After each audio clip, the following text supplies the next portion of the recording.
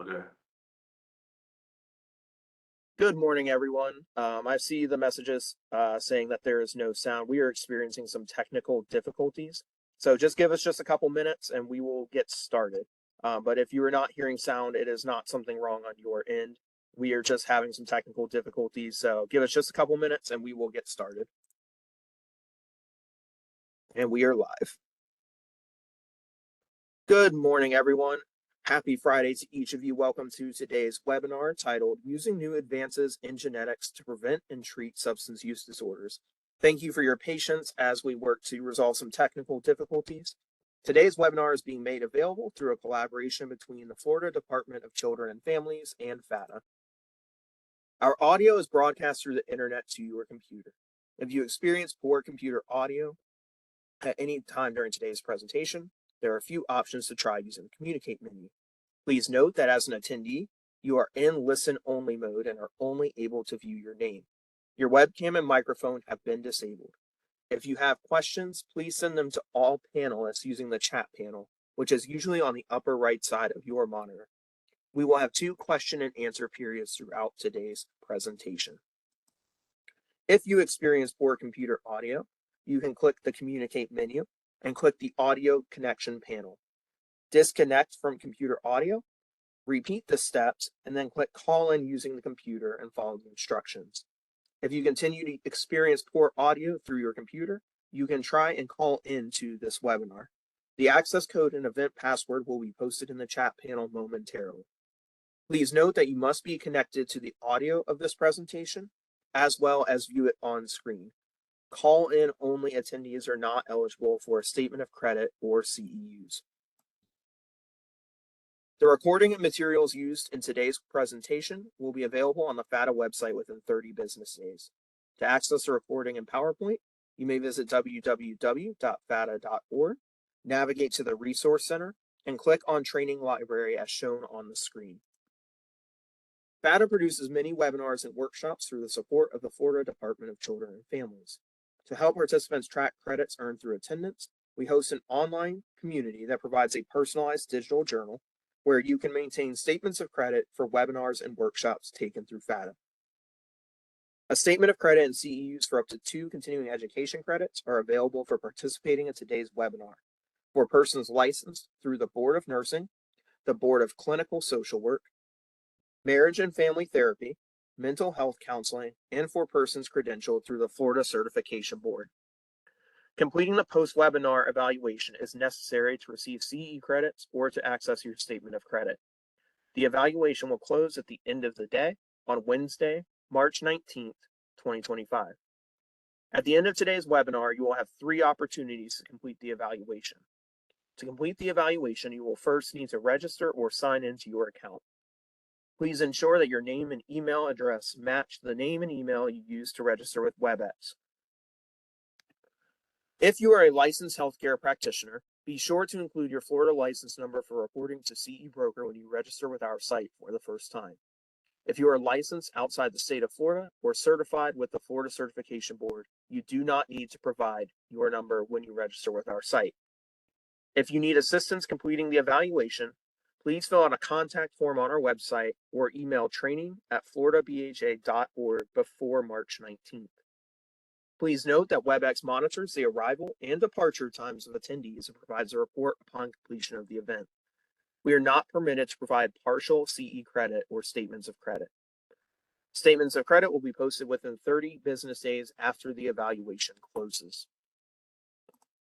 Today's webinar will feature examples of services pertaining to genetic testing. The state of Florida, the Florida Department of Children and Families, and the Florida Alcohol and Drug Abuse Association, and the Florida Behavioral Health Association neither endorse nor guarantee the quality, effectiveness, or suitability of any services mentioned or referenced. Attendees are advised to conduct research and exercise caution before utilizing these services. This presentation is intended solely for educational purposes. The views, opinions, information, and content expressed in the presentation are those of the presenter and do not necessarily reflect the views, opinions, or policies of the state of Florida, the Florida Department of Children and Families, FATA, or the Florida Behavioral Health Association. Attendees should note that sessions are recorded and published in various media. Our presenter today is Dr. Danielle Dick. Danielle Dick is a tenured professor of psychiatry at Rutgers Robert Wood Johnson Medical School, where she serves as the inaugural director of the Rutgers Addiction Research Center at the Brain Health Institute and holds the Greg Brown Endowed Chair in Neuroscience. She received her Ph.D. in psychology in 2001 from Indiana University and subsequently completed a postdoctoral fellowship in the Department of Medical and Molecular Genetics. She was on the faculty at Washington University St. Louis from 2003 to 2007 and Virginia Commonwealth University from 2007 to 2022 before joining Rutgers University. Dr. Dick's research involves studying how genetic predispositions interact with environmental factors to contribute to patterns of substance use and dependence and related behavioral disorders across development. She has served as a principal investigator, or site PI, on 16 National Institutes of Health grants and co-investigator on another 9 NIH grants, with grant funding totaling more than $55 million. She has over 450 peer-reviewed publications and has won numerous national and international awards. She has been named as one of the top 1.5% most highly cited researchers in the world across all fields of science, and is an internationally recognized and award-winning expert on genetic and environmental influences on substance use and mental health in youth. Dr. Dick is passionate about bringing research to the public in ways that are engaging and accessible. Her first book, The Child Code, Understanding Your Child's Unique Nature for Happier, More Effective Parenting, is out now from Penguin Random House. And now I would like to welcome our presenter, Dr. Dick. Dr. Dick, I will turn it over to you. Wonderful. Well, thank you all so much for having me. I was just in Florida a couple of weeks ago, and I have to say I'm a bit jealous that you all are still down in sunny Florida while I'm back up in my winter coat here in New Jersey. But I'm very excited to talk with you today about what I see as really exciting advances in genomics that I think are really on the cusp of actually changing the way that we practice medicine and that we prevent and treat substance use disorders. And I'm going to talk to you about that today.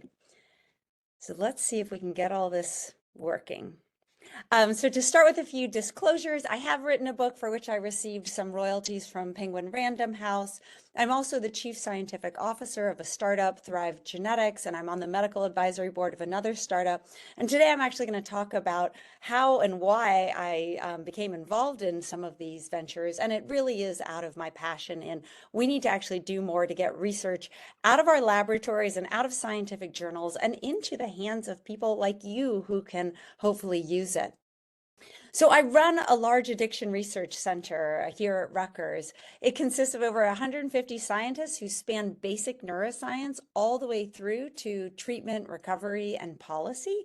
We put a lot of resources on our website at addiction.rutgers.edu, and we make them freely available. So that's out there too, if that's of use to you.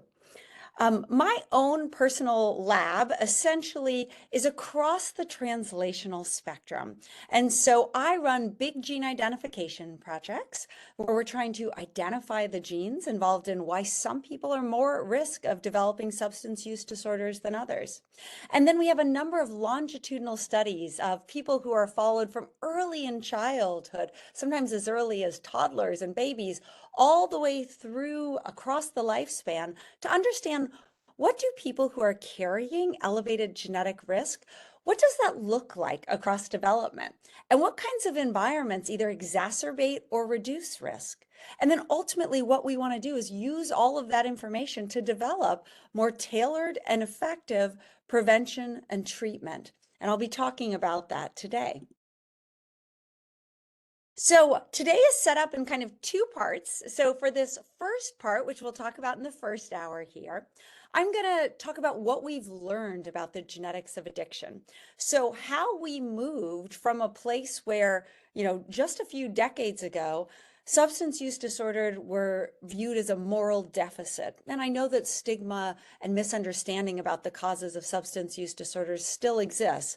But really, how we came from a place where thinking about it's all about, challenging environmental circumstances that lead to addiction, to really understanding the degree to which genes influence behavior, how genes influence behavior. We've now moved into an era where we can actually identify the specific genes. And then we're going to talk about where do we go from here now that we are experiencing these radical advances in genetics. When is this actually going to change your practice? And how can you use this even now to help your missions of preventing and treating substance use disorders? And in that second part of today, we're going to get into that, how these genetic advances are going to improve our ability to do prevention, intervention, and treatment. So that's a bit of a roadmap of where we're going. I always like to start with why. Why are we spending time together this morning? Why is this important? I find that with academic audiences, when I ask how many folks have read this book, very few have. I think it's really interesting in the sense that it talks about a lot of companies focus on what they do and being really good at it. But when you focus on why you do what you do, it can really allow you to take things to the next level. And he gives the example of, Hewlett Packard is a good company. It focused on what do? We make printers, and we make really good printers. But he gives the example of Apple as a great company, meaning they didn't focus on we're going to make really good home computers. Instead, their motto was we're going to create technology to change your life. And that allowed them to seamlessly go from where they started, what was their bread and butter, computers, to iPods and iPads and iPhones and technology that quite literally has changed our lives. And I raise this because for many of us, the why is really probably ultimately to make a difference in the lives of individuals and families, to prevent or to treat what can be these devastating disorders. But very often it's easy for us to kind of be in our comfort places, whether that's in a scientific lab or whether that's doing what you've always been doing in treatment. And so what I hope to convince you of today is that understanding genetics can really help you in your mission, your why of how you can really help families and individuals who are struggling with substance use disorders. So let's start at the beginning. Let's jump in. How do we actually know something is genetically influenced, other than you have experts like me saying that substance use disorders are genetically influenced? How did we actually figure that out?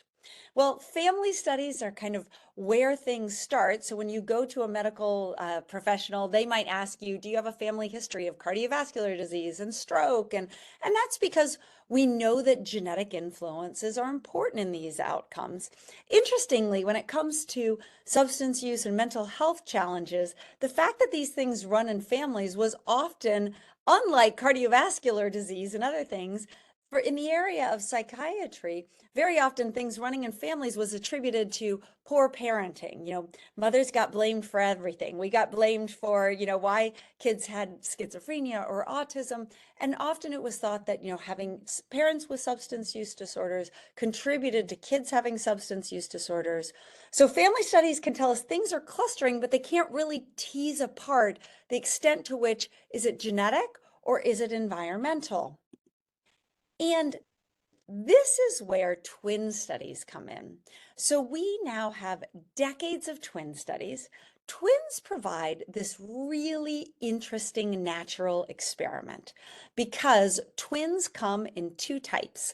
We often colloquially call them identical twins and fraternal twins. Identical twins are what we call in the medical field MZ twins, meaning monozygotic. They come from a single egg fertilized by a single sperm, and at some point in cell division, those split into two, and we end up with two genetically identical individuals. We don't even know to this day exactly what causes that split. So MZ twins or identical twins are sharing all of their genetic material, and when raised by biological parents are growing up in the same home with the same parental and family influences. Fraternal twins, on the other hand, result from two eggs fertilized by two sperm. It just happens, so it's just like ordinary siblings, except that it happens at the same time. So they share an intrauterine environment, they're age matched. They can be same sex or opposite sex, but they are only sharing 50%, just half of their genetic material, just like ordinary siblings. But when raised in the same by their biological parents, they are also just like MZ twins, sharing the same parents, the same environmental influences. So we have this really nice design where we have two different types of age matched, and you can make them sex matched siblings who are all sharing the same kind of home environmental influences as their sibling, but who differ in how much genetic material they share. And so what we've done thousands and thousands of twin studies and literally followed hundreds of thousands of twins. And we've measured how similar are MZ twins and how similar are DZ twins. And for virtually everything that's been studied, MZs are more similar than DZs. When you share more genetic variation with an individual, you are more likely to be similar in terms of medical outcomes, a whole variety of them, and that includes substance use disorders and other kinds of mental health challenges. And so we get this estimate called heritability, and that reflects how important genetic influences are. How much more similar are people who are sharing more genetic material than people who are sharing less of their genetic material? And what this shows is the heritability, how genetically influenced. So something that is 100% heritable means it is almost entirely influenced by genes. Something that it shows zero heritability means that it's not at all influenced by genes. So what language you start speaking, it's not a product of my genes as to whether I start speaking Chinese versus English, right? That's clearly environmentally influenced. What religion a child is raised in, that's not a product of their genes, that's a product of family influences. But as soon as we start looking at things like, today's topic, alcohol and other drug use disorders, they're heritable at about 50 to 60%. And that is about as genetically influenced. This other column here just shows you other kinds of biomedical traits that show about the same heritability, that are influenced by genes to about the same degree. And the reason I put this up here is really to just remind people, I know you all who work in this field already know this, but there still is a variety of, stigma and discrimination surrounding substance use and mental health outcomes. And I think some of that is also reflected in a not widespread recognition of just how genetically influenced these outcomes are compared to many major other medical outcomes. So alcohol use disorder, other drug use disorders are as genetically influenced as things like blood pressure or liability to asthma or cholesterol levels, et cetera. One important thing to remember is that when we talk about heritability, so when we say the heritability of substance use disorders is about 50%, and as an aside, that's a good rule of thumb. Most behavioral outcomes, the heritability is on average about 50%. So depression, anxiety, a little bit less, a little bit more strongly environmentally influenced, more severe mental illness like schizophrenia, bipolar, autism are more influenced a little bit by genes, have a higher heritability. But that heritability refers to a population, not an individual.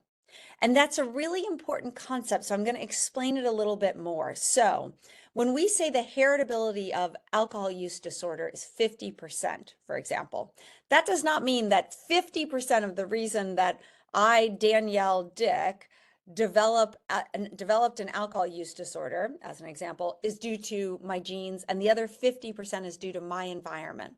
What it means is 50% of the differences between people in the likelihood of an individual to develop problems, why one individual is more likely than another individual, is due to about half the differences in their genes and about half to the differences in people's environments. And so you might think, well, if it's a population, if it's talking about differences between people, but it's not specific to the client sitting right in front of me, why is that important?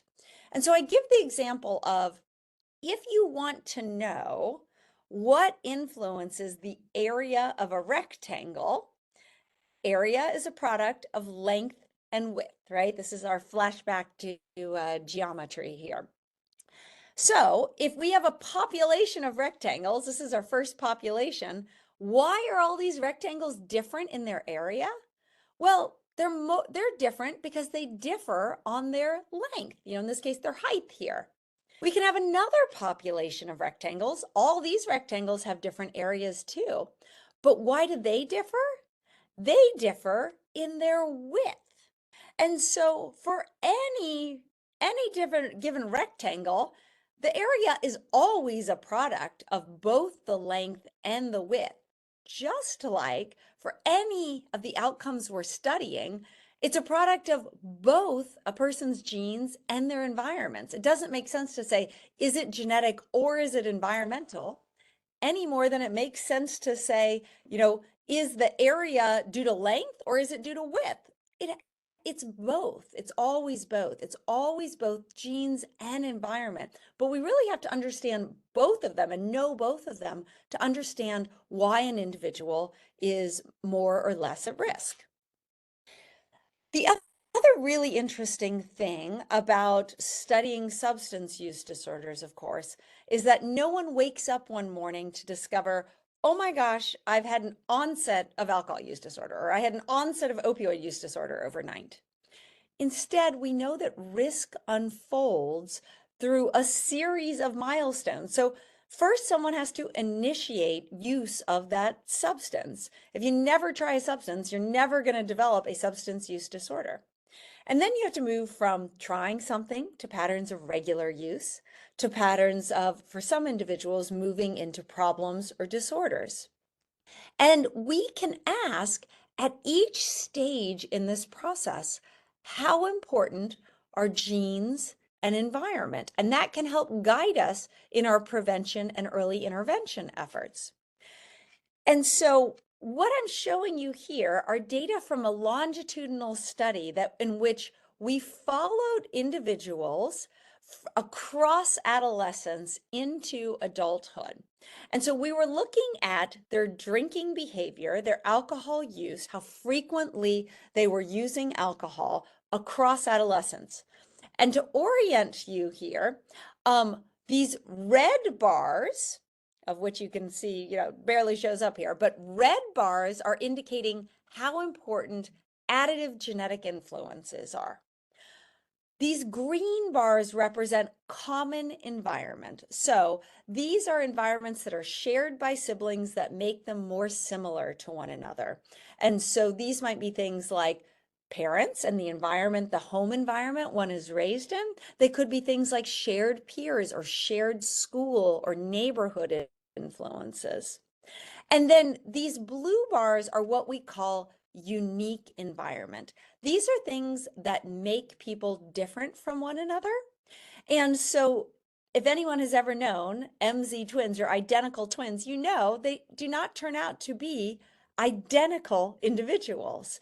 And so that tells us that genes are not determinative for most all the things we're interested in. The fact that MZs are different can tell us about how important these unique environmental influences are. So those could be things like one individual experiences a trauma that their sibling doesn't, or one individual has a different set of peer influences than their others. So from these twin studies, we can learn about how important these different genes and the environment are. And so you can see that if you're interested in what influences when kids start drinking, it is almost entirely environment. And you can see that these shared environmental influences, so things found in the home, in schools, in neighborhoods, that influence access to alcohol, impact when kids start drinking. But as individuals move from trying alcohol or another drug into more regular patterns of use. Now what you see is it was all almost environmental very early in adolescence. But as individuals move from trying drugs to more regular patterns of use, all of a sudden genes become increasingly important, such that by late adolescence, by about 17, 18, the heritability of how much people are using is already about 50% where it lands. Conversely, what you also see is that the importance of the environment, of these shared environmental processes, falls off dramatically as individuals move from experimentation into regular patterns of use. And we see this not just with alcohol, but we see the same pattern with other substances too.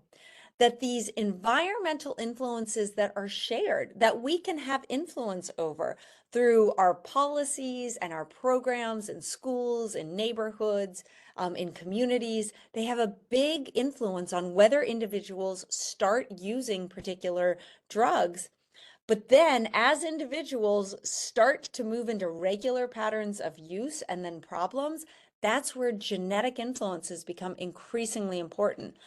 This graph, which shows it in a different way, but it's still the green is common, these shared environmental influences.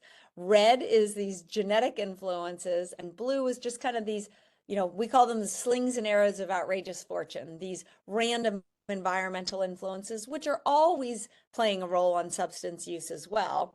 This happens to be for nicotine. You can see the exact same pattern. We studied it, cross-sectionally, lots of ages here, but early on, largely environment. As individuals move into more regular patterns of use, genes become increasingly important. Another thing that we know is, the rule, not the exception with substance use disorders, is that there is extensive comorbidity. And so, for example, there's a lot of overlap. There's a lot of co-occurrence of alcohol use disorder and other substance use disorders. But what we also know is that from big epidemiological samples, that the other most frequently comorbid conditions in the population are some of these other outcomes that are related to impulsivity and behavioral regulation. So childhood conduct problems, adult antisocial behavior, personality traits related to impulsivity. And what we have learned from twin studies is that a big reason that all of these things co-occur in an individual is because there are a shared set of genetic influences that impact all of these different outcomes. We call this the externalizing spectrum. And it's highly heritable. So heritable at about 80%. So more heritable than any one of the disorders. So if you just want to know how much are genetic influences impacting alcohol or opiates or ADHD, that's where the heritability is about 50%. But in fact, what we know is that it's a common set of genes that can manifest, that impact behavioral under control, that are impacting the way brains are wired.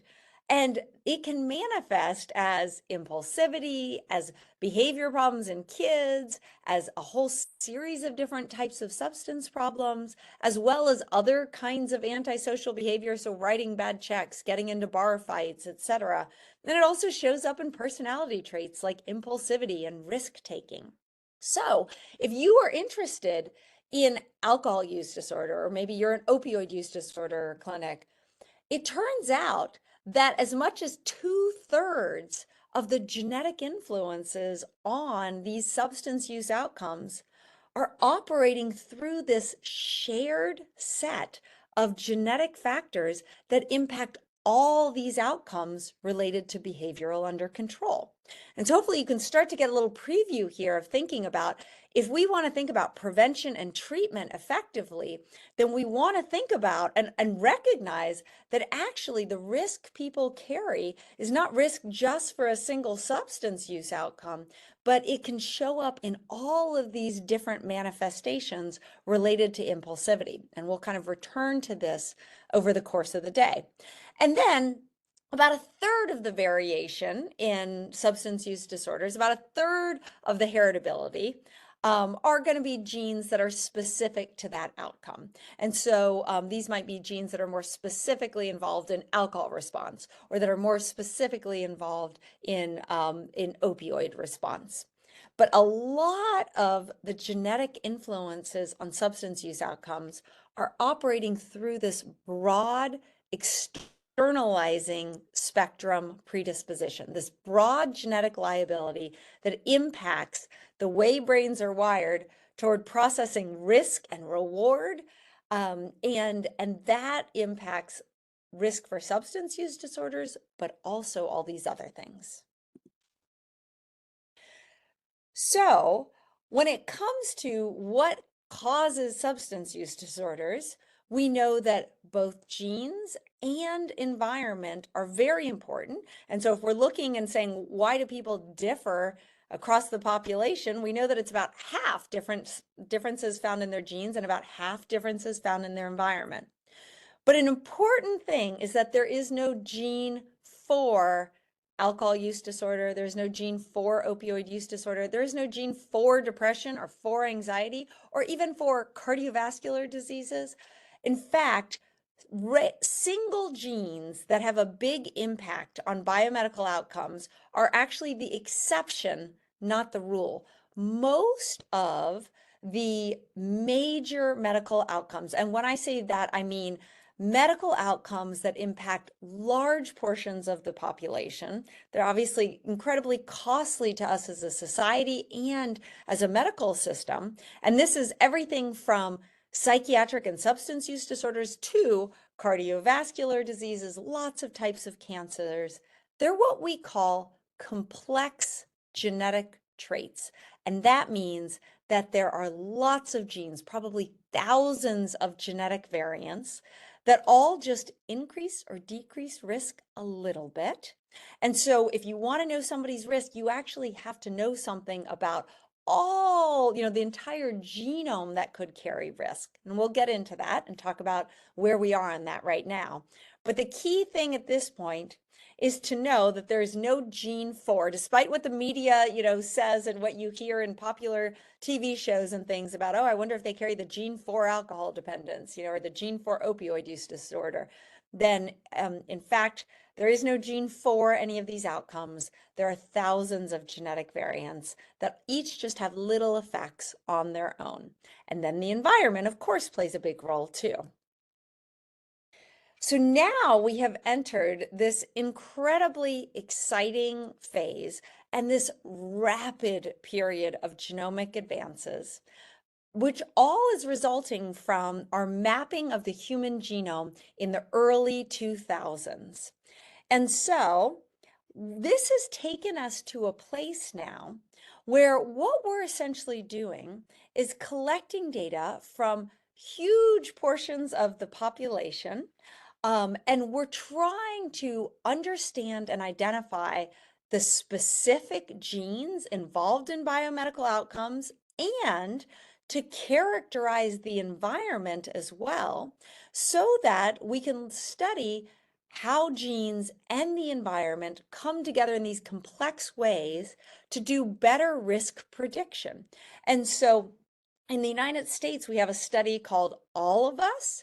The goal is to recruit 1 million individuals. We're a little more than halfway there, and collect genetic material as well as behavioral, environmental, lifestyle information, wearables, etc., and to use all these advances that we have now with machine learning, with big data, with AI, to better understand the patterns that contribute to risk for particular outcomes. And so this, the idea is that right now, the patients that show up at our door are a really heterogeneous group. And so, they differ probably in terms of their genetic risk factors that they carry, their brain, the way their brains are wired, their brainwave activity, which we can now measure as well with advanced techniques like neuroimaging and fMRI. They're going to differ in their physiology. They're going to differ in their life experiences, their environments.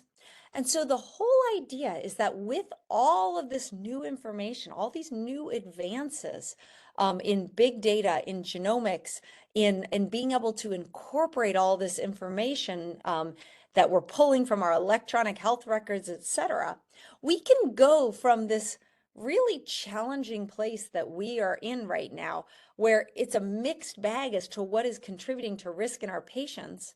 And it's this kind of trial and error process to figure out what's going to work best for them, to a place where we can identify subgroups, more homogeneous subgroups that are more similar in terms of the risk factors they carry. They might be more similar in terms of their genetics or in terms of their environmental experiences that have led to their problems. And so in this, paper, which came out from a former director of the National Institute of Mental Health, they essentially say new diagnostics. So where we're going is that new diagnostics will redefine mental disorders as brain circuit disorders, and new pharmacological and behavioral interventions will focus on tuning these circuits. Now, this may feel very far off from what you're doing today in your clinic, but what I'm going to be talking about today is, the advances that we're actually making and how this is going to be coming to your clinic probably before any of us even, would have imagined. Now, to get to this point, achieving this kind of precision medicine initiative takes huge numbers of individuals. So it is hard to find genes because, as I mentioned, there's thousands of genetic variants involved in risk for these complex things like substance use disorder or depression or anxiety. Each of them just has a small effect on their own. And we know there's not only thousands of variants, but there's the environment playing a role. And so, the way that we essentially find genes, which I'll talk more about in a minute, is we need affected individuals and unaffected individuals to compare their genomes. Well, because the environment also plays a big role, you can imagine that in something like substance use disorders, people might be unaffected or affected for environmental reasons as well. So the environment kind of adds another complex layer that makes it even harder to find these genes. So what we can do is we can use what we know about substance use disorders from these twin studies that I've been talking about to increase our power, to boost our power to find genes. So these are the kinds of efforts that I lead that are ongoing today. So we go back to what we were talking about a minute ago. The fact that what we learned from twin studies is that a large part of why all these conditions overlap is because they are sharing an underlying genetic liability that influences all these different outcomes related to impulsivity. Then when you know that's the case, you can see, okay, well, just studying alcohol use disorder by itself or opioid use disorder by itself or, ADHD in kids by itself, when you just study one disorder, you're only getting part of the picture. And so what we've been doing is trying to find genes not just involved in alcohol use disorder, for example, but genes that are involved in this broad liability toward the externalizing spectrum, toward substance use disorders and other behavioral addictions and impulsive disorders. And so I lead this large consortium. It consists of investigators from around the world. Shown here are some of the lead people from our first paper that came out, which was in Nature Neuroscience, a kind of premier journal a few years ago. And we had 1.5 million individuals go into this analysis. So this shows you how scientists really from around the world have to work together to collect big enough samples that what we then do is we scan the genome. So the way that we are finding genes involved in substance use disorders is we conduct what we've called genome-wide, across our genome, association studies. So we are trying to find genetic variants that are associated with the outcome of interest. In this case, we're looking for genes involved in the externalizing spectrum of disorders. But you use this exact same method if you're looking for genes involved in alcohol use disorder or cardiovascular disorder or depression. This is how all of gene identification works. We have markers across the entire genome. So shown here are all of our chromosomes. So, a little flashback to high school biology. We all have 22 pairs of chromosomes and then one pair of sex chromosomes. And what we do is we test locations across the entire genome where people differ. And so you might have one version at that location and I might have another. So if you'll recall, our genome consists of about 3 billion base pairs. So if you think of that double helix, those are all of the amino acids, the kind of A, C, T, G we all had to learn about that pair. So there's lots of locations where you might have an A and I might have a T. These markers, these locations are just places where people can differ. A lot of those differences might, have no effect. Some of them might elevate risk for a cardiovascular disease, and some of them are going to potentially elevate risk for substance use disorders. So we essentially literally just collect DNA from millions of individuals. We test locations across the entire genome, and then we narrow it down to the subset where individuals who are affected, we're comparing the genomes of individuals who are affected, so who have alcohol use disorder, or substance use disorder, or ADHD, or who are higher on impulsivity.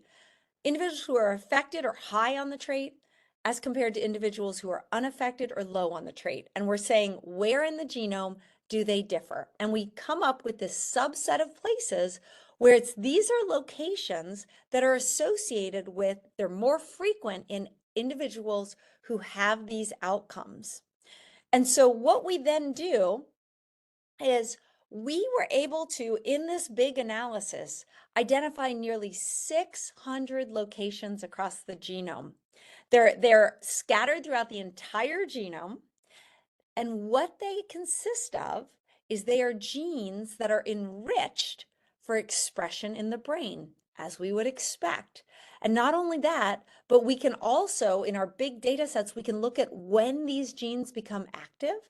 And these are genes that get turned on during neurodevelopment. And so they're genes that are influencing the way that brains are wired. And that's impacting whether an individual is someone who's more drawn toward, risk taking, they're more excited about rewards. We all differ on this characteristic, but it can put individuals at elevated rate for substance use disorders.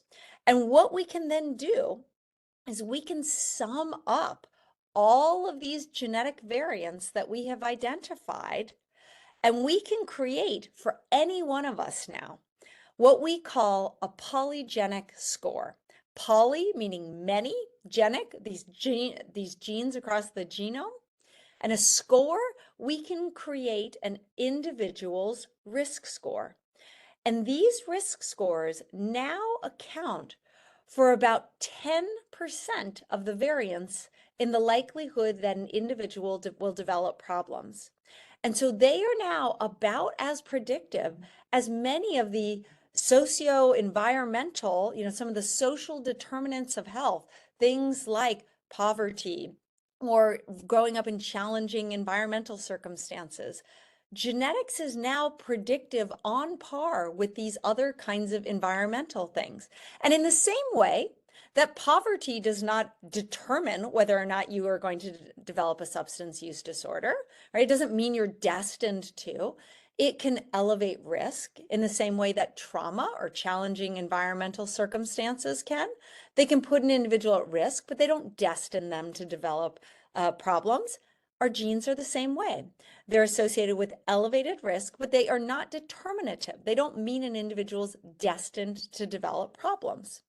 And this little graph that I show you down here, by the way, is just this is how scientists actually plot these big gene identification results. And so we call them Manhattan plots because what we want them to look like is the skyline of Manhattan, because all these little peaks are showing places across the genome where we have identified genes that are significantly associated with our outcome. And I will just tell you that our latest analysis of this, which is not yet published, we're writing it up right now, it has over 3 million individuals in it. And we have now identified over 1,400 locations in the genome that we can create these polygenic scores from. Now, here is what these polygenic scores look like in terms of risk. So to orient you to what you're seeing here, along the bottom axis here is how individuals with different levels of genetic risk, with different polygenic scores. These polygenic scores are distributed like a bell curve in the population. So there's lots of people in the middle with kind of average genetic risk. There's some individuals who are lower than average genetic risk, kind of down at this end of the bell curve. And there's other individuals with higher genetic risk at the upper end of the bell curve. We all carry genetic risk for something. For some of us, it's going to be cancers and cardiovascular diseases. And for others of us, it is substance use or mental health challenges. So what this shows is individuals, this happens to be a big sample. It's called COGA, the Collaborative Study on the Genetics of Alcoholism, that we have collected data from thousands of family members of individuals where there's some alcohol use disorder in the family. And this is essentially dividing up individuals into quintiles of genetic risk. So these are individuals at the bottom 20%, the bottom of genetic, the lowest levels of genetic risk, all the way to up here. These are individuals with the highest and the top quintile, the highest level of genetic risk. And then what I'm doing here is we're plotting out of individuals with low genetic risk all the way to increasing risk to the highest levels of genetic risk, how many individuals with that level of genetic risk go on to, this top line is, develop a moderate or severe alcohol use disorder. And so you can see that among individuals with lower levels of genetic risk, in these at-risk families, about 30% go on to develop an alcohol use disorder.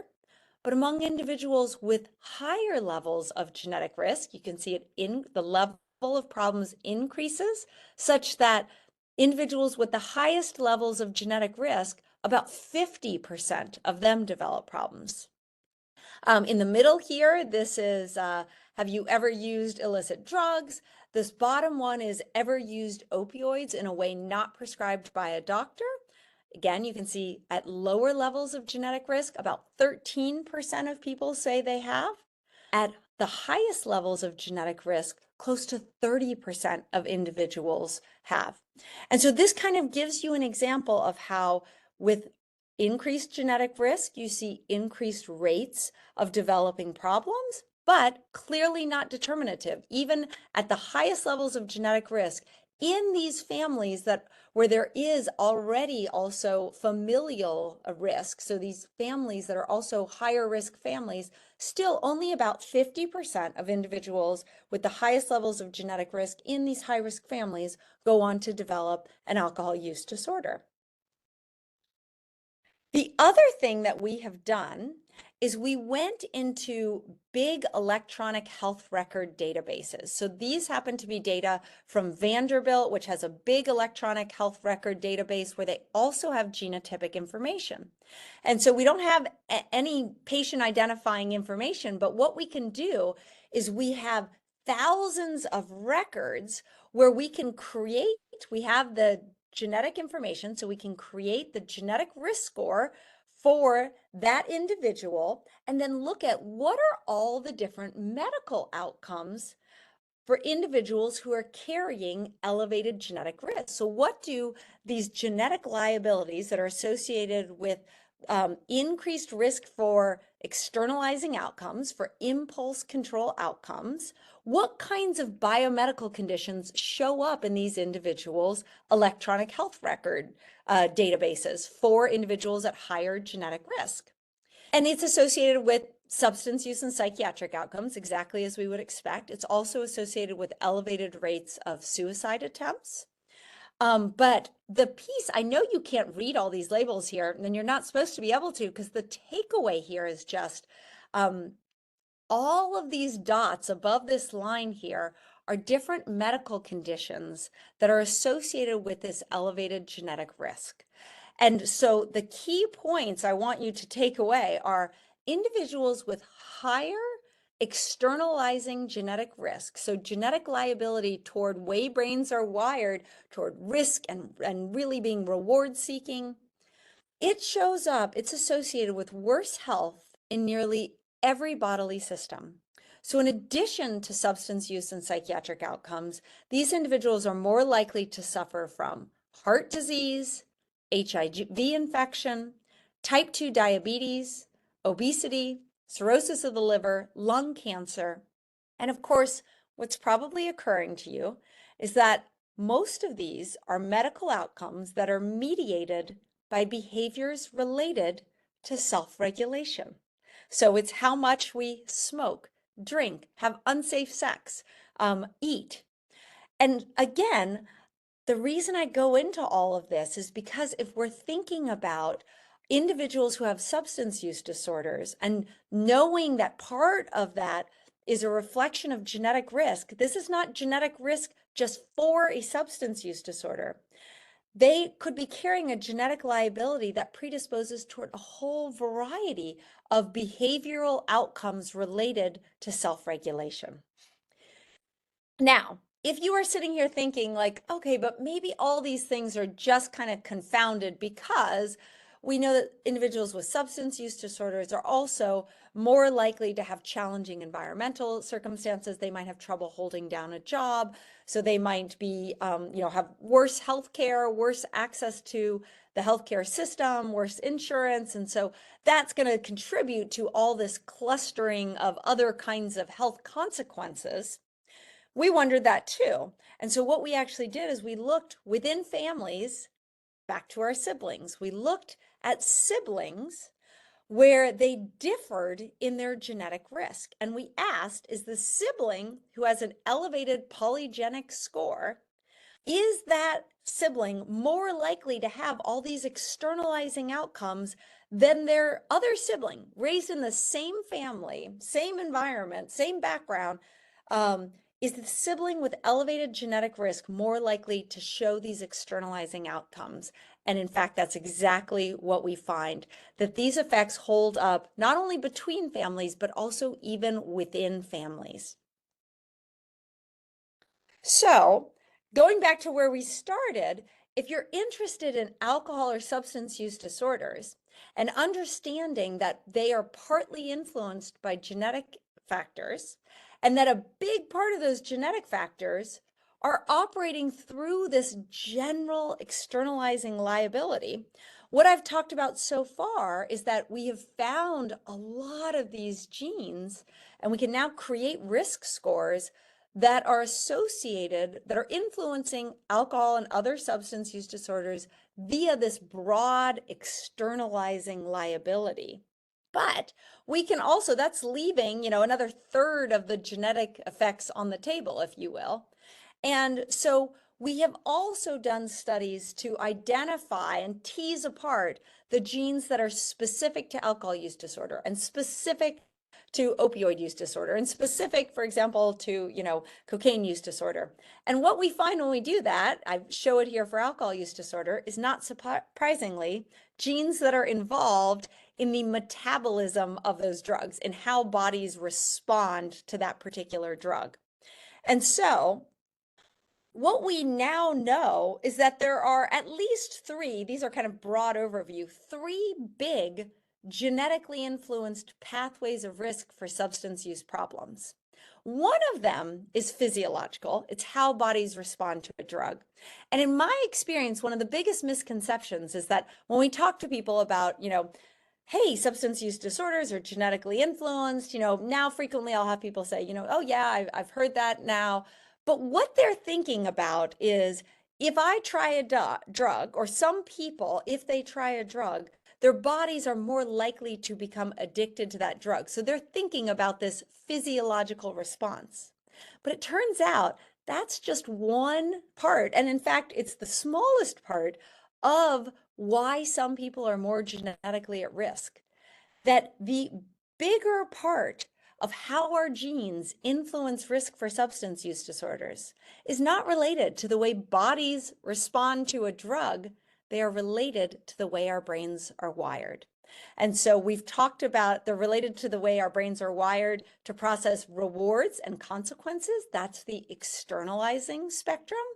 We all differ in where we fall on this, right? And sometimes we'll call this sensation seeking or impulsivity.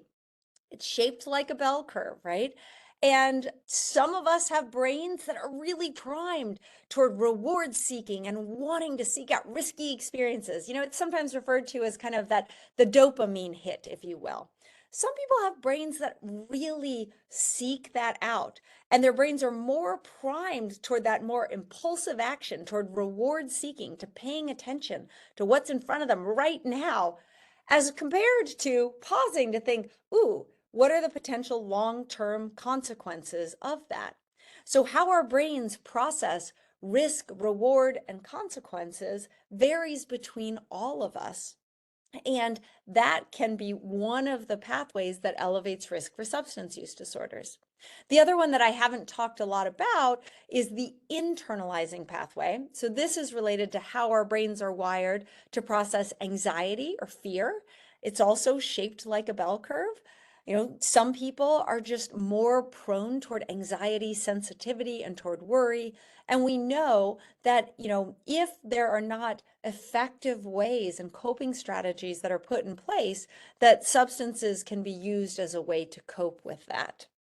And so we call that the more internalizing pathway as compared to the externalizing pathway. So these are, some of the big ways that our genes influence risk for substance use disorders.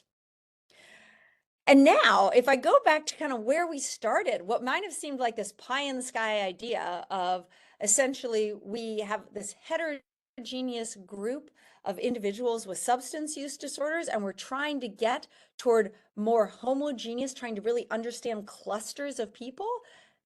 What I've talked about today is now we are there where we're starting to be able to understand, okay, this individual is carrying substance specific risk. This individual is carrying more externalizing risk, more internalizing risk.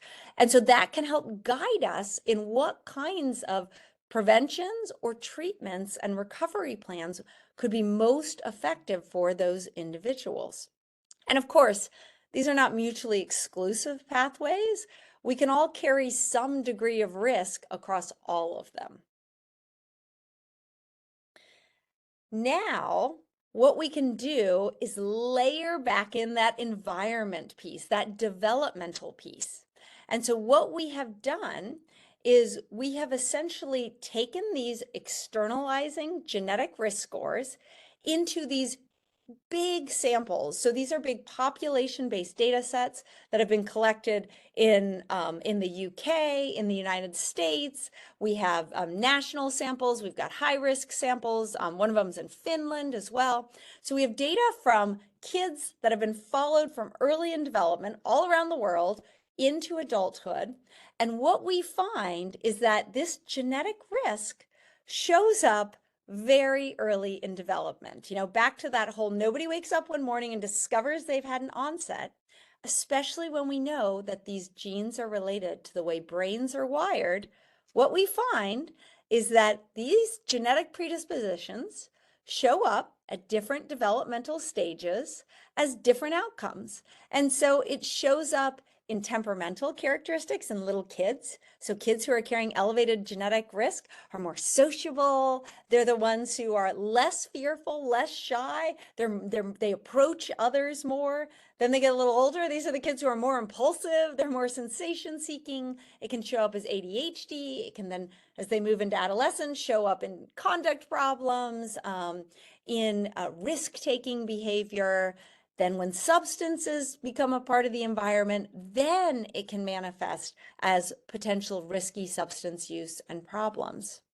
And so we're going to return to this because this has some really interesting implications for prevention as well, because we can see genetic risk before we ever get to the point where an individual has a substance use disorder.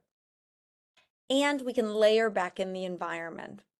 And so what I'm showing you in this figure is these are data from this big population-based sample, about 14,000 kids that were followed in England.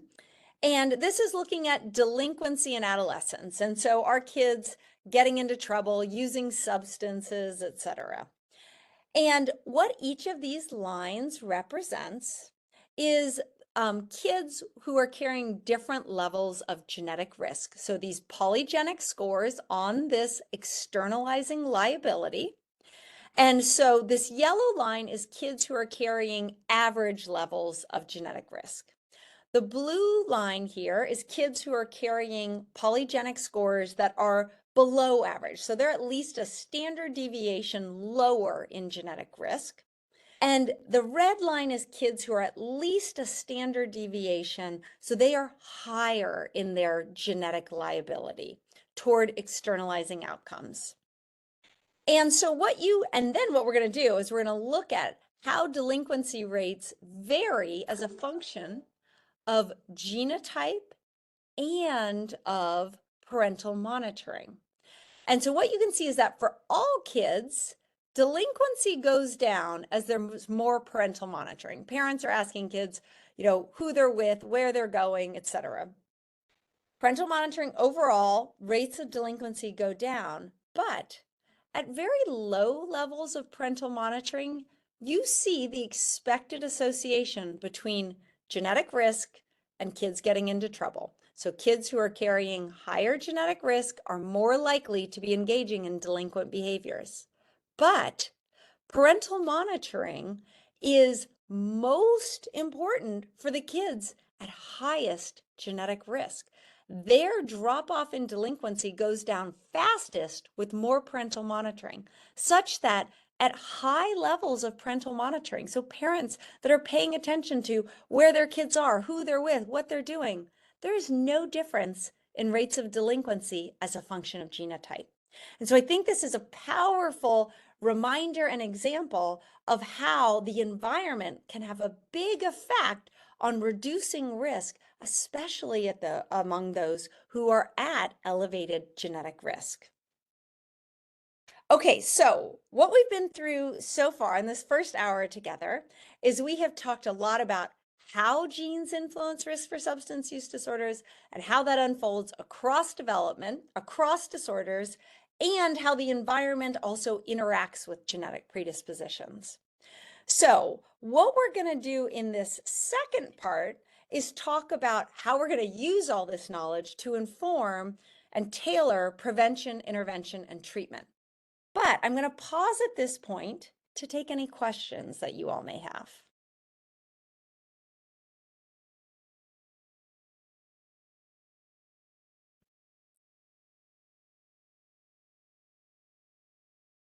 Any questions so far? And Robert, I think you were going to moderate the Q&A period.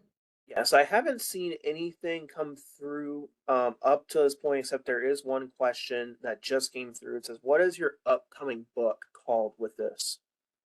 Okay. So the book that I actually already have out is called The Child Code. And it's available through Amazon and other places where books are sold. But the reason that I wrote it is because it's essentially When I had my son, I found myself, oh, the irony, raising the high-risk child that I study, right? Highly impulsive.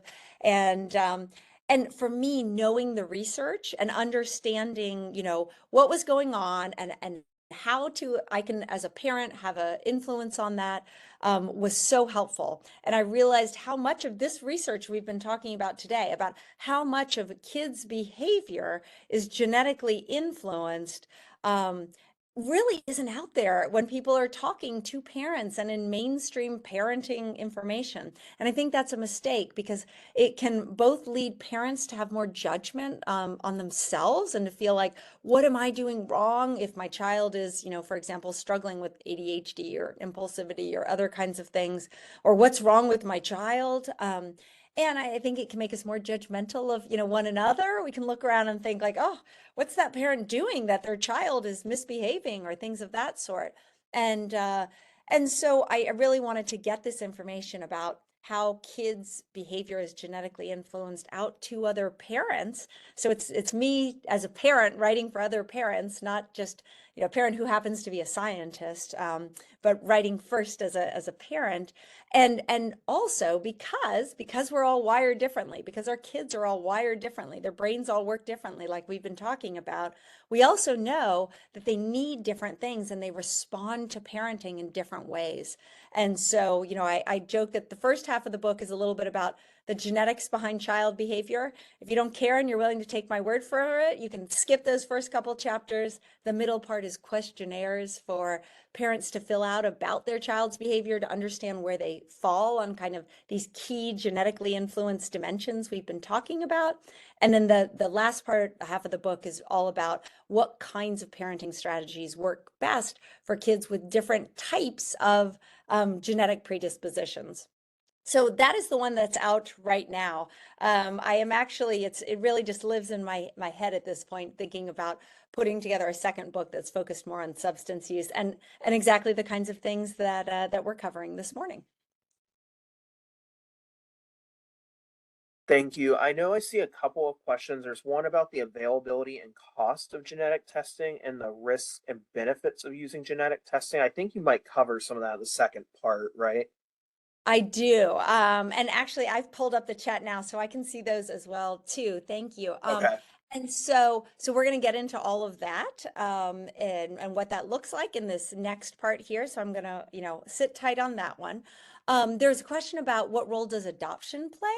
I didn't talk about adoption studies, but those are the other big workhorses alongside twin studies because adoption studies also kind of provide a unique natural experiment because when you have biological children that are adopted in by non-biological relatives, then what you have is this separation where you might have, for example, kids who received their genetic makeup from parents that biological parents that with whom they had no interaction that didn't raise them, but they're getting their environment from parents with whom they share no genes, but that are providing environmental influences. So you're able to kind of tease apart genes and the environment. And what the adoption studies also showed were kids resemble their biological parents for a lot of substance use and mental health outcomes, even though they've had no contact with them. Genes are important, but the adoptive environment also plays a role. So exactly kind of what we've talked about today. Genes are important, but the environment does as well too. And I also saw a question in the come by in the chat about sort of, is there a time during development where increased parental monitoring is particularly important or no longer makes a difference? Is there, kind of a window of opportunity, if you will? What we have found, a lot of these studies on parental monitoring have been done across adolescence. We find it's very important across adolescence. There's, what I tell parents when they sometimes will say like, is it too late if I've got a later teenager or whatnot? I always say, it's never too late. The environment is always interacting with our genes. And we, as parents, of adolescents and whatnot, always can play a role. And by adolescence, I also mean moving into a young adulthood. We have also found that some of those parental monitoring effects where there's reduced substance use and delinquency. They also have long-term effects, meaning even when kids leave our homes, yes, we have less influence over them, but there's also still kind of these residual positive effects associated with providing that, more structure and more monitoring when they are at home. Okay, anything else you see that's critical, Robert? Otherwise, I was going to launch into part 2 here. One thing I do want to ask really quick that I think is critical. Someone said, can you explain the term predisposed gene? Oh, exactly. Okay, so when we talk about predispositions, I'm so glad you asked this. We use, in science, we use a lot of words that, now because I spend so much time with other scientists, my husband tells me I can't differentiate what is lay language and not anymore. So when we talk about genetic predispositions, what that just means is, or we talk about genetic liabilities, all that means is that our genes are influencing the way our brains are wired. And that might predispose us towards certain types of behaviors and actions. And so you might be predisposed or have a predisposition to be more impulsive. And that's simply what we mean. It's kind of like what comes naturally to us, what we might be more likely to engage in, our more likely response based on the way our brains are wired. So when we talk about a genetic predisposition toward impulsivity or toward substance use, what we're essentially saying is that the way that our genes have influenced the way our brain is wired makes us more likely to have this particular behavior or outcome. But the reason we use predisposition is, it's something that's happened that it might be like you're quicker, you're more likely to have that behavior, but we want to differentiate that from predetermined. It does not mean you are determined to have that. You're just disposed. You're more likely to have it, but you're not definitely going to. You're not predetermined to have it. Hopefully that helps clarify the distinction.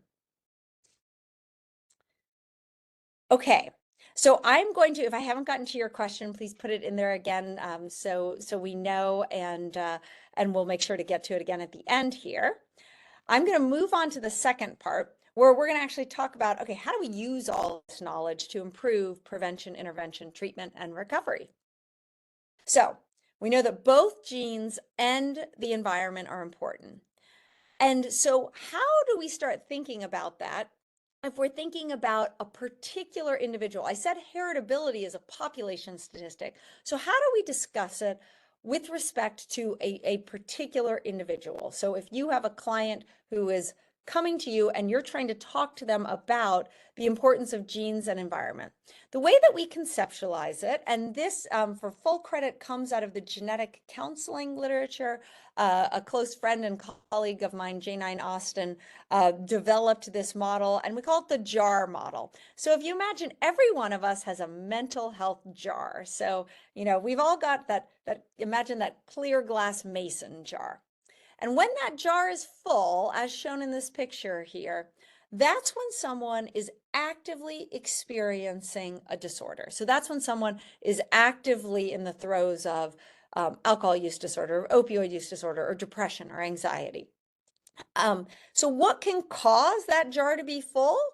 Well, genetic factors, those are the little yellow marbles that are at the bottom of the jar, and environmental risk. Those are the two things that go in that jar that can fill it up. We know that risk is distributed, like I've talked about, like a bell curve, which means everyone has some genetic vulnerability towards substance use disorders. And it's true if we're talking about depression or anything else too. And so if we think of individuals at low risk, imagine they start life with just a few marbles in their jar. Individuals at moderate risk, right, have more. And then some of us are unlucky enough and we start life with a jar that's already, 3/4 of the way full, for example. We might carry a lot of genetic risk. Now, important to note, nobody's jar is full. Nobody's born with a full jar. No one is destined to develop problems. But over time, what we also know is that we accumulate environmental risk factors, and that can lead to someone eventually experiencing problems. So you can start life at low genetic risk, but maybe over time you accumulate a lot of environmental risk factors. And of course, the reality is that these triangles, these environmental risk factors, aren't all the same size, right? Maybe you just have one great big triangle. It's a massive trauma or something that is making your jar full. Maybe you accumulate a lot of little ones. And similarly, though, if you start life at high genetic risk, it doesn't take as many of these environmental risk factors before your jar becomes full. So you can see how for everyone, it's both genes and environment, but depending on for each individual, it's going to be their own unique combination of genetic risk and environmental risk. You can also hopefully see how this model is helpful in conceptualizing how you can both prevent and recover from substance use disorders. So if we imagine someone with a full jar is someone who is actively experiencing an episode of illness, you can have a lot of risk in your jar. So if we're trying to prevent problems, right, we can imagine we could layer on protective factors. Essentially, we're making the jar taller so that you can take more before that jar is full. And so these protective factors that we can layer on are one way that we can help prevent problems. Parental monitoring can be one of those protective factors. Obviously, having healthy peers and stable environmental conditions and opportunities and those kind of things can all be protective factors that very often we work on in treatment and recovery. And you can also try and remove some of those environmental risk factors. So we can essentially try to remove risk factors and we can layer on protective factors. And often what we're trying to do is some combination of both of those things when we're treating individuals. And we find this also helps people conceptualize how they can carry genetic risk and or environmental risk, but still move to a place of recovery. And so we know that it's both genes and environments.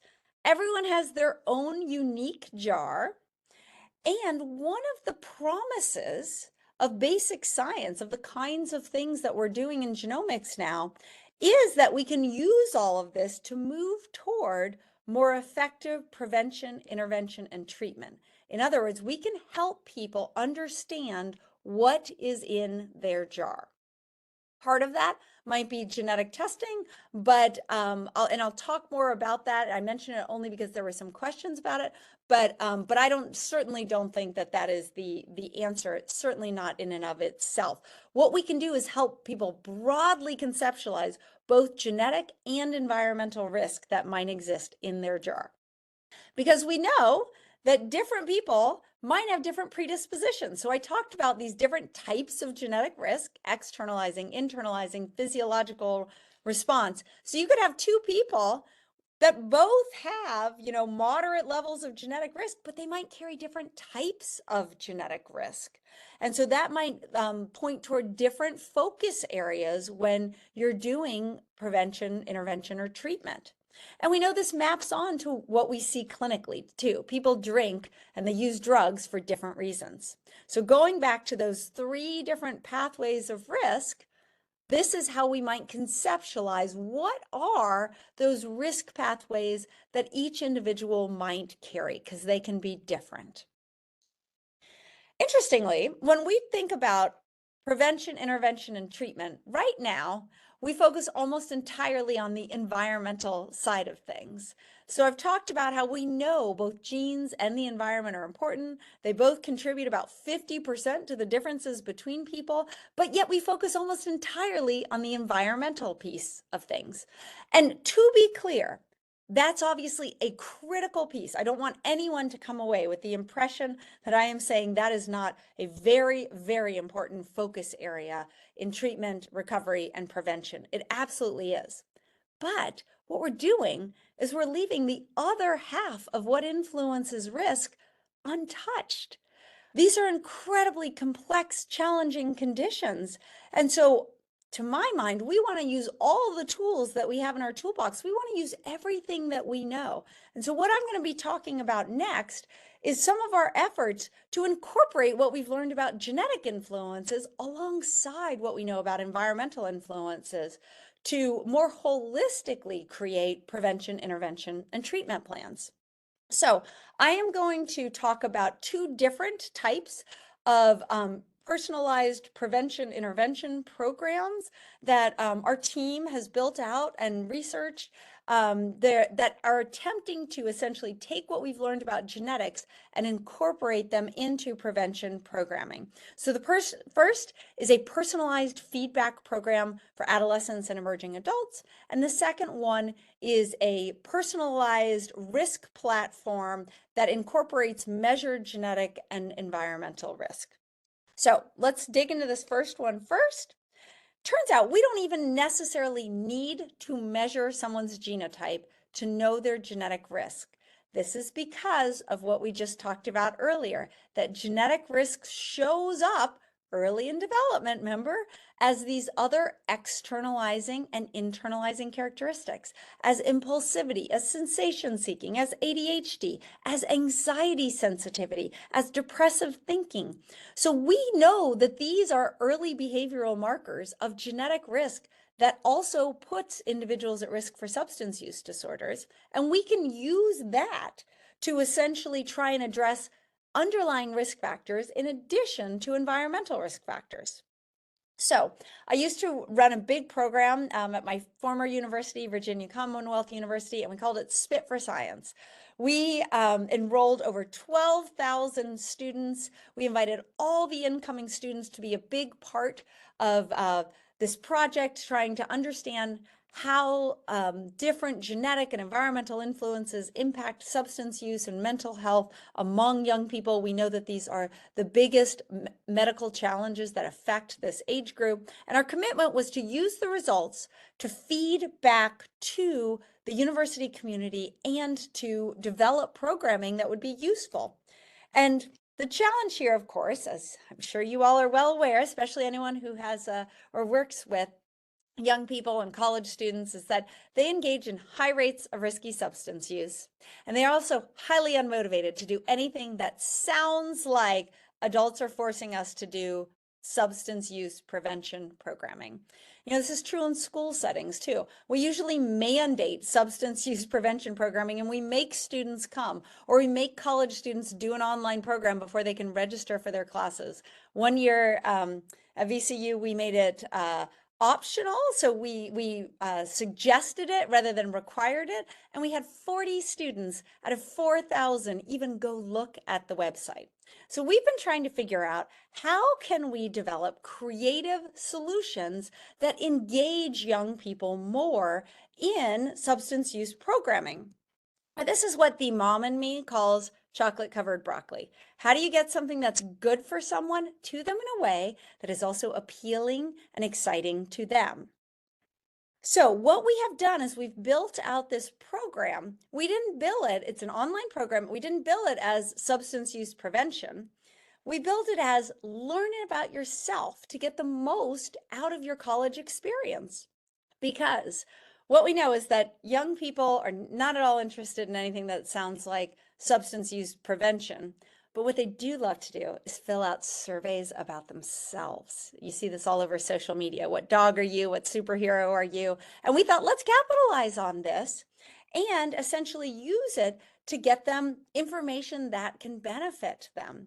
And so what we do is we have them fill out a short series of questions, a survey about themselves. What we're doing is we're assessing those dimensions that we just talked about that we know, so impulsivity, anxiety sensitivity, etc., that we know are associated with elevated risk for substance use problems.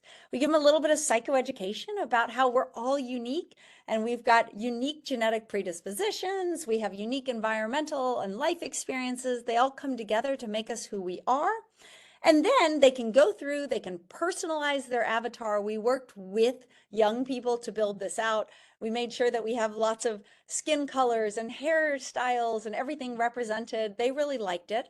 And what we do then is we give them feedback on where they fall on these externalizing and internalizing dimensions using language that we developed with our counseling centers and with the students themselves to essentially let them know where they fall on these dimensions. So sensation seeking, extroversion, worry, anxiety, sensitivity, impulsivity.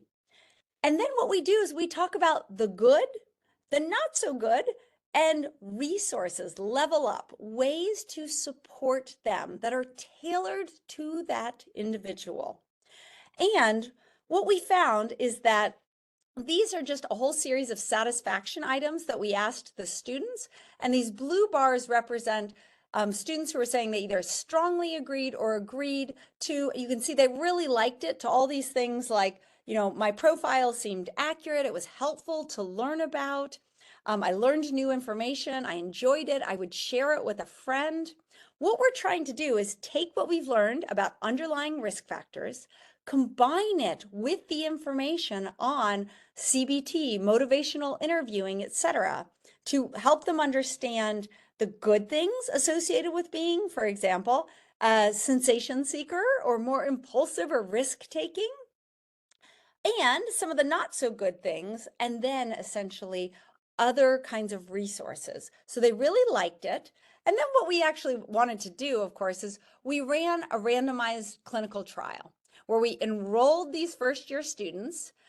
This was coming right out of the pandemic. So this is not a sample, for example, that's been using already in risky ways. They don't have problems necessarily. In fact, the majority of them have reported very little drinking. They've been home with their parents for, the last couple of years. But we know they're entering a high-risk environment, college setting. And so we essentially did a baseline survey about their substance use and mental health. And then we either gave them just a general list of university resources, the standard kind of gold standard substance use prevention programming where they ask questions about their substance use, and then we talk about how it relates to others and harm reduction strategies. And then this personalized feedback program where it's more focused on these underlying learn about yourself. We also ran a combined condition where they got both the substance specific content and the personalized about you content. And actually those students appeared to just totally tune out. It was, I think, the phenomenon of when you say too much to your kids, then they take in none of it. So I'm not going to talk more about that. But what we did was we essentially looked 30 days and 3 months later and asked, did the kids who got different types of programming differ in their substance use? And the takeaway here is that the students who completed this personalized feedback program, so they're getting information about externalizing and internalizing risk factors, they were 54% less likely to use alcohol and 71% less likely to use cannabis. These are the red bars. So this is the percentage of students who were using alcohol or cannabis 3 months after doing these programs. And you can see that the students who were in this personalized All About You program were using less alcohol and less cannabis as compared to in the gold bar, the current gold standard substance use prevention programs. And in blue, this is essentially giving students just a list of university resources. So I think this speaks to the fact that talking to individuals and giving them feedback about where they fall on these risk dimensions can be a very effective way in helping them understand themselves and how to make the best choices for their health and wellness outcomes. I want to mention that, we are not the only ones who are doing this. This is a article that was in the New York Times some time ago. There are other groups that are also doing these kinds of personalized prevention that are focused on externalizing and internalizing underlying risk, not just focused on let's talk about substances. And essentially, across the board, we see really strong results, better than current programming. And I will just mention it on my last slide, my personal website, danielledick.com. If you go to it, there is a questionnaire which you can use in your practices. It's not one that we developed. We don't get royalties, anything like that. It's just the questionnaire that we use in the research to help people understand where they fall on these externalizing and internalizing dimensions. It's called the Substance Use Risk Profile, or SERPs. And it's freely available. There's a link that you can find under resources on my website. So young people like it. They report using more resources and they report reduced substance use. Now I'm going to switch gears and in our last bit of time here, talk about a program that we have developed, which essentially is more applicable to individuals of any age range, but especially individuals who are later adolescents moving into adulthood and to higher periods of risk. So I speak to thousands of parents and groups, and inevitably, one of the most common thing that, in particular, when I speak to school groups and parents, they say to me is, I wish I could know.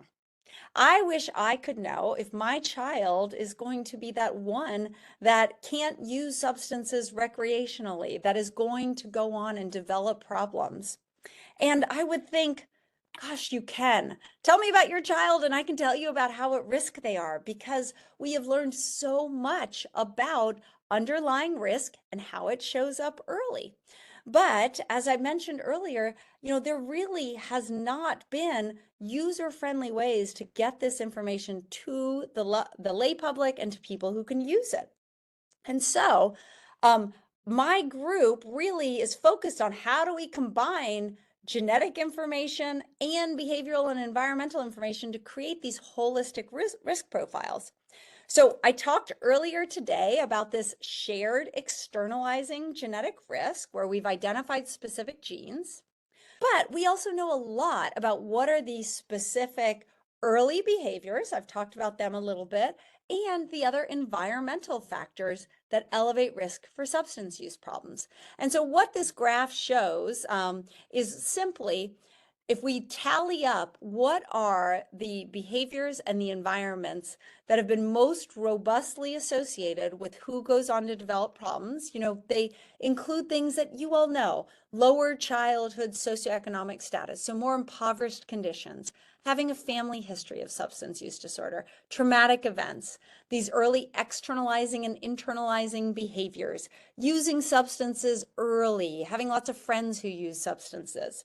And all this chart shows, this is broken out for different types of substances, but these purple triangles are all substances combined. It's just showing that the more of this, if you tally up how many of these behavioral and environmental factors an individual carries, the more of these risk factors an individual carries, the higher the likelihood that they are going to develop a substance use problem. And what we can do is we can combine this measured genetic risk, these polygenic scores, and these clinical and environmental risk factors, and they both significantly contribute to risk prediction. And so the way that what this shows you here is that in this little chart down in the bottom is that individuals who have, in this case, we've just, for ease of presentation, divided up into those who have the lowest, the bottom quarter of genetic risk versus the top quarter, and then the lowest levels, 0 to 1 behavioral and environmental factors, and then the individuals down at this end with, 6, 7, 8 behavioral environmental factors. And so, what you can see is that as you have higher increased genetic risk, even if you have low behavioral environmental risk, your likelihood of developing problems increases. So this is 7% of people develop a substance use disorder with low environmental risk, but high genetic risk, as compared to 4% with both low genetic and environmental. But look what happens down here too. With high behavioral and environmental risk, genetics still adds more information, such that you can see we can powerfully differentiate those who are at low risk, low behavioral and environmental and genetic information. Only 4% of those people with low risk develop a substance use disorder. People who have the highest levels of measured genetic risk, behavioral, environmental, 84% of them go on to develop a problem. So we know a lot about who is most at risk. So this gets to this idea of, can we stop addiction before it starts? How do we get in front of the problem? We know it's both genes and environment, and this just simply shows you what I was before. We can powerfully differentiate those at low and high genetic risk The other thing is we've done a lot of studies where we've asked people, would you want your personalized genetic information for substance use and psychiatric outcomes? About 80% of people say that they do. So we've actually built out this system. It's called the Comprehensive Addiction Risk Evaluation System. If you scan the QR code, it'll take you to addictionrisk.com. And really this is a research site. This is not a diagnostic site. Really what we're just trying to do is to take all this research findings, this 20 plus years of research, all this NIH funding that all of us have paid for through our taxpayer dollars, take these research advances and bring them to people. There was a question about cost. We make it available through our research site at $149 a test. And that is essentially almost at cost for us because we want to get this information out. And so what it is it's an online platform. An individual completes a behavioral and environmental survey after they make their own login information.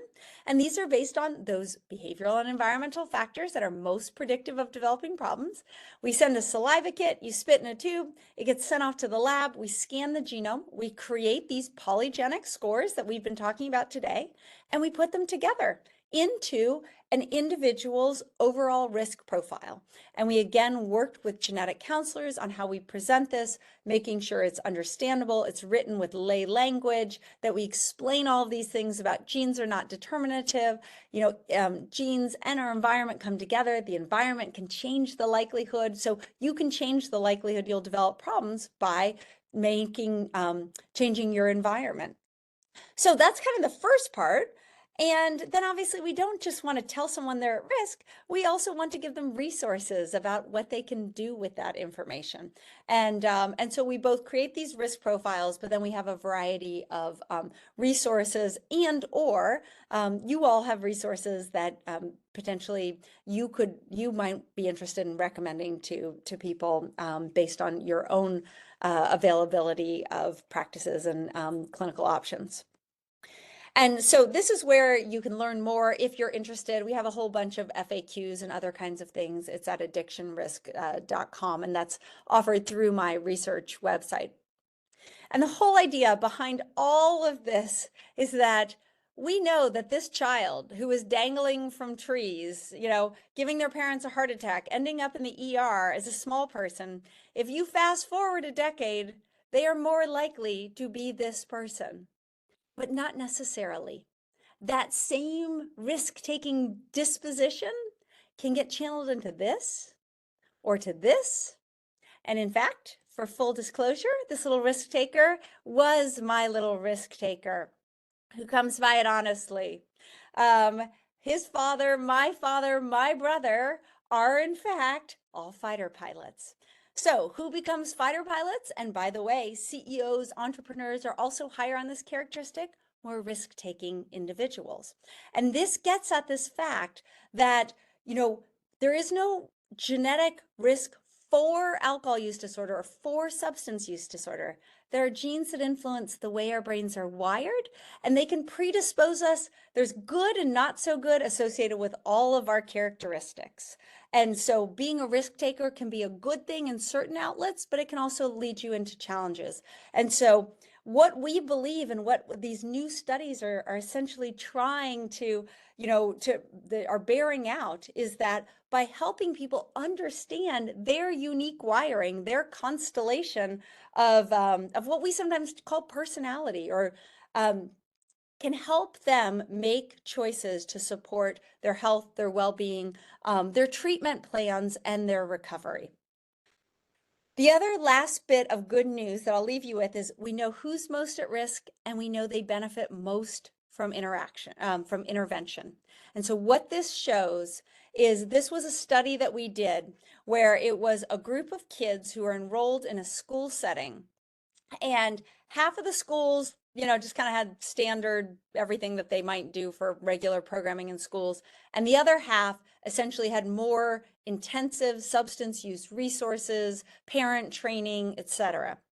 And later we went back and genotyped all those kids, and we knew essentially who had developed an alcohol use disorder. And we essentially said, okay, in this case, We know their polygenic score. Down here on the left side, these are individuals at low genetic risk, and these are going across the x-axis, individuals at higher genetic risk.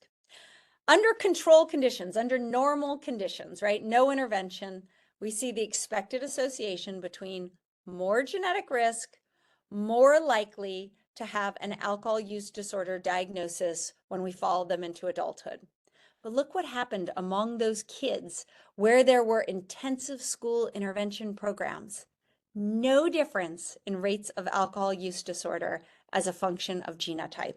So genes can elevate risk, but we also, by moderating the environment, by intervening, we can have a powerful influence there. We sometimes say your genes are not your fault and they're not your fate. The reason I think this is so important is because genetics is poised to shape the future in ways that I think are likely to be far-reaching. And Robert, for sake of time, just so you know, I'm not going to go through and show the videos so that we have time to answer people's questions. But I want to give you an idea of why I think that, and it's not just me, genetics is likely coming to your clinic faster than you can ever imagine. When I was in the mid-90s, when I was graduating from college, a movie came out that some of you all may remember called Gattaca. It was a science fiction movie, and it imagines a world where we all know our genetic predispositions in birth. And there's an opening scene where they, do a little a heel prick, take a drop of blood from a baby, and they're saying this child has 60% risk of cardiovascular disease and 30% risk of ADHD and 40% risk of bipolar disorder. And I want you to think of that was purely science fiction 30 years ago. Think about what I presented today. With this genotype, 30% risk. With this genotype, 60% risk. It was pure science fiction, and now it is a reality. But it's just a reality that scientists are talking about. It's not anything yet that has really made its way into mainstream. But this is, that 30%, 60% we talked about today. But to give you a sense of how quickly things can change, I want to take you back to that same mid-90s and show you a clip from where they were talking about the internet, this crazy concept on the Today Show. And actually, Robert, I'm realizing we probably don't have time for this as well either. And I apologize, since we're a little behind with our technical difficulties. But I will just tell you all what it is Katie Couric and them. And you all, I believe, are going to have the slides, and it is embedded in there. And so it's fun to watch because they're sitting around saying, what is the internet? Has anybody heard? They're talking about like this, at NBC.com? What is that? And then they ask off camera, can someone explain? They say it's something scientists are talking about. Can someone explain what internet is? Think about that. 30 years ago, what is the internet? Now we have an entire generation growing up without ever knowing a world where they had access to all of the world's information at their fingertips. And the reason that happened is because of exponential growth. Exponential growth in computing technology. The only other field that has experienced exponential growth is genetics. This is showing exponential growth in access to direct-to-consumer genetic testing. There has been exponential growth in genetic technology. It cost $3 billion and took 13 years to sequence one human genome, the first one that came out in the early 2000s that was on all the cover of those magazines I showed you at the beginning. It now takes $100 and under an hour, and we can sequence a human genome. There used to be a website you could access your genetic risk scores publicly. Half of the top most requested genetic risk scores out of over 1,500 biomedical conditions. You could ask for cancer, you could ask for cardiovascular disease. Half of the top ones were all psychiatric and substance use disorders. In addition, genetic testing is an $18 billion industry right now. These are popping up all over the place. It's expected to double by the end of this decade. The future is coming fast. Right now, it might just be scientists, but exponential growth tells us it changes our world in ways that happen, that take us by surprise, as was happened with the internet. Genetics is now experiencing an exponential growth curve parallel to what happened with the internet 30 years ago. And that's why I think we all have a critical role to play in understanding, for those of us who work in the substance use disorder space, we need to understand, we all have some role to understand how genetic influences impact these outcomes, because it's likely to be showing up in medical settings before we know it. So if not you who care about these things and work with patients, then who? As I've mentioned, there's a variety of resources both on my research center website, which you can find here. In addition, you can find resources on my personal website at danielledick.com, and I am happy to take any questions that you all have. Thank you for your attention. In the slides are links to all of the different data sets and resources that I've talked about today. Thank you, Dr. Dick. I do have a couple questions that came up kind of midway between this section. One was, how do left and right brain imbalances, developmental discrepancies factor into stimuli that strive to bring the brain into developmental balance? So, it's interesting because left and right brained is something that gets talked about a lot in kind of, the lay literature, if you will. It's not something at all that scientists talk about. What we really know, what's most important is kind of regions of the brain. And so the prefrontal cortex is, the part right behind our forehead that's involved in decision making and things like how impulsive versus how much we think about consequences. What appears to be far more important is how that part of the brain is wired. We don't really see kind of left-right brain differences per se. Thank you. There was also a question about, is a particular substance of choice related to genetic, um, let's see, the term genetic propensity? Yes, great question. And so, what we know is that actually most of this genetic propensity or liability is shared across all substances, right? Because it's this, and in fact, sometimes, the fact that we see sort of when we talk about gateway drugs is largely because certain things are more available. And so kids are more likely to try alcohol before they're going to be exposed to other types of drugs. And so we do see some specificity, and those are the genes that are involved in physiological response to a drug. Some people really love the way opiates makes them feel. Other people, it makes them sick. Some people really love the way alcohol makes them feel. For others, who might carry a gene involved in having trouble breaking down ethanol, it can make them bright red or make them nauseous. So there's some of those genes that are specific to a drug response, but most of the predisposition is across all drugs of abuse, which is also important to think about when you're thinking about recovery plans as well. Awesome. I have one last question here. It says, how can we use genetics with severe cases of substance misuse? Yeah, so the way that I think this information can be useful in treatment is that very often by the time individuals are in a severe substance, a place of having a severe substance use disorder, so many things have happened in their lives.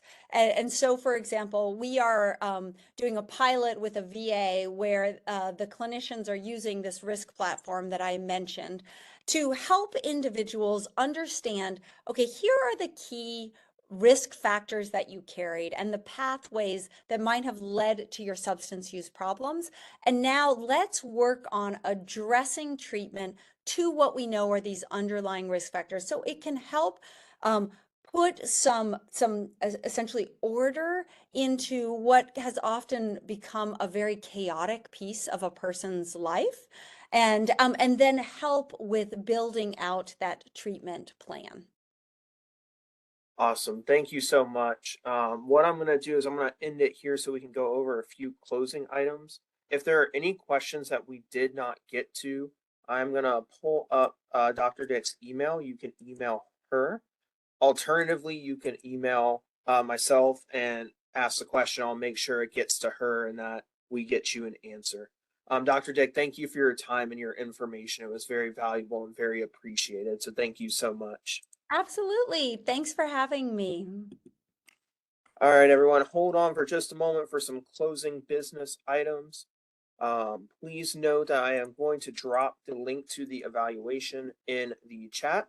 That should be there in just a moment. I will repost it again in just a second. Um, Additionally, when I end today's webinar, your web browser will populate a message that looks like what is on the screen.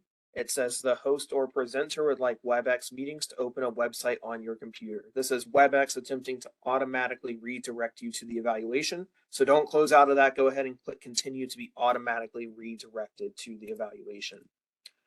You must sign into your account to complete the evaluation. If this is your first webinar with us and you do not have an account, you can register for one at no cost. You may do so by clicking haven't registered yet underneath the sign in menu. Please use the same email address you used when you registered for today's webinar when you set up your profile in FATA system. That's the only way for us to connect your attendance to your profile.